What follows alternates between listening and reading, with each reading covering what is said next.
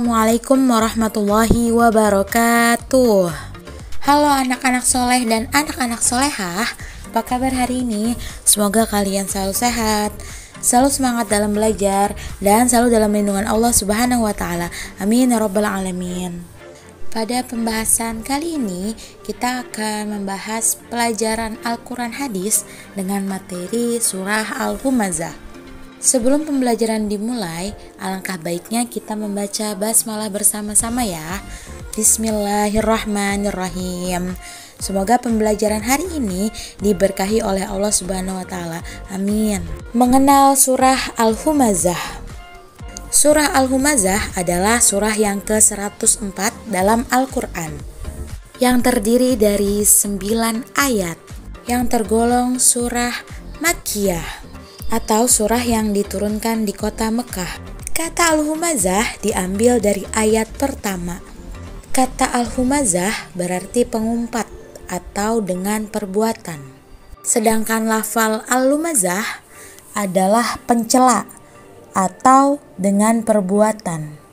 Isi pokok dari surah Al-Humazah ini berisi tentang ancaman Allah Subhanahu wa Ta'ala kepada orang-orang yang suka mencela dan mengumpat orang lain, serta suka mengumpulkan harta dan tidak suka menafkahkannya di jalan Allah Subhanahu wa Ta'ala.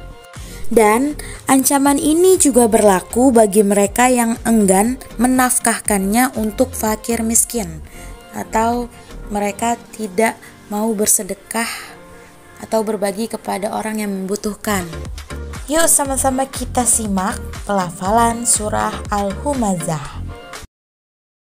Bismillahirrahmanirrahim.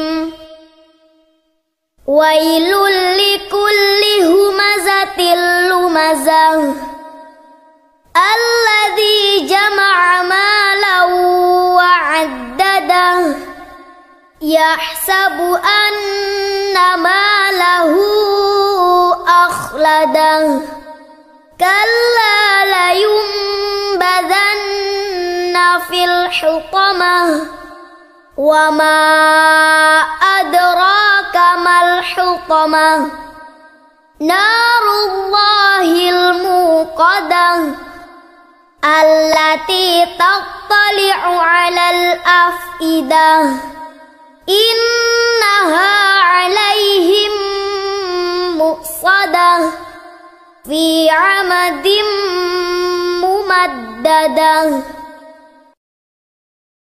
Selanjutnya kita akan membahas kandungan surah Al-Humazah. Yang pertama, surah Al-Humazah berisi ancaman kepada para pengumpat dan pencela bahwa mereka pasti akan celaka. Yang kedua, pengumpat dan pencela yang celaka adalah mereka yang mengumpulkan harta dan menghitung-hitungnya karena sangat cinta dunia. Mereka merasa lebih baik dari yang lain sehingga suka mencaci dan mencela. Yang ketiga, orang yang tertipu dengan harta dan sangat mencintainya merasa akan kekal dengan hartanya. Bahkan mereka merasa akan berkuasa selamanya dengan hartanya. Yang keempat, bagi mereka yang memiliki sifat-sifat tercela, yaitu pengumpat, pencela, cinta dunia, dan merasa kekal dengan hartanya, disediakan siksa neraka yang menyala. Yang kelima, mereka akan dimasukkan ke dalam neraka Hutomah. Dan yang keenam, mereka yang dimasukkan ke dalam neraka Hutomah tidak akan dapat keluar darinya karena semua pintunya sudah ditutup. Selain itu, mereka juga sudah diikat pada tiang-tiang atau dibelenggu dengan berat. Kesimpulan atau pelajaran yang dapat kita ambil dari isi kandungan surah Al-Humazah diantaranya adalah yang pertama, kita harus menghindari sifat tercela seperti pengumpat, pencela, cinta dunia dan harta. Yang kedua, bersyukur atas rezeki yang telah Allah Subhanahu wa Ta'ala berikan kepada kita.